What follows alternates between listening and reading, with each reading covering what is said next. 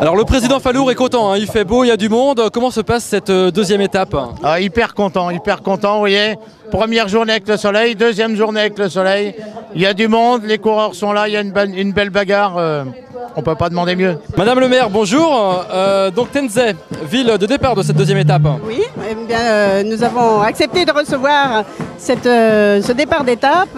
Bon, on espère que la population sera présente et sera ravie de participer à l'événement. Alors c'est un événement sportif mais aussi un événement très festif, hein. On le voit avec la musique derrière, avec toute la population. Est-ce que c'est un moment important pour vous de faire partager ce moment sportif à tous les habitants de Tenzey? Ouais, tout à fait. Il est important d'animer une vie locale. C'est un événement qui contribue et je pense que les gens apprécieront, d'autant plus qu'on sait que le cyclisme c'est un sport populaire. Donc si on peut allier à la fois l'intérêt pour le sport et l'animation locale, je trouve que c'est une bonne chose.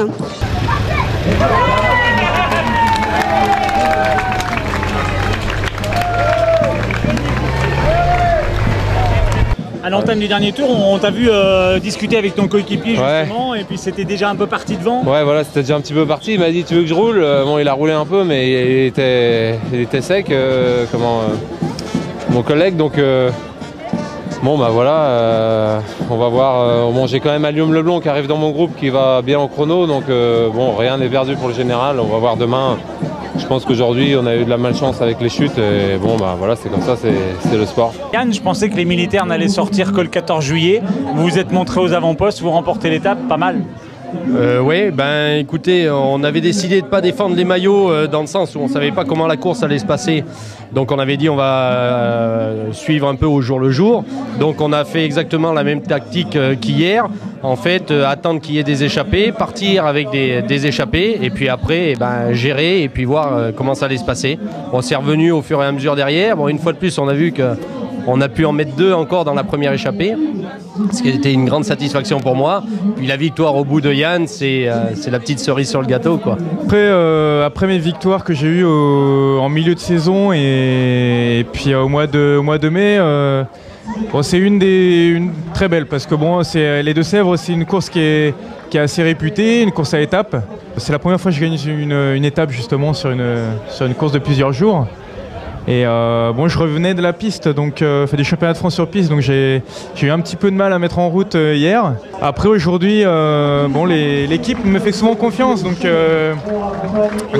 j'avais pas le droit de les décevoir. C'était assez difficile. Après j'ai vu que bon, apparemment il y a une chute dans le peloton, donc c'est venu petit groupe par petit groupe, et donc là à partir du moment où il y avait pas mal d'équipes de représenter, j'ai essayé de jouer au plus malin et de me refaire la peau et puis de jouer la gagne à la fin. Monsieur le maire, c'est la fête à Noailles-les-Aubiers aujourd'hui? Oui, effectivement, c'est plus que la fête, c'est une grande fête puisque le public a répondu en nombre.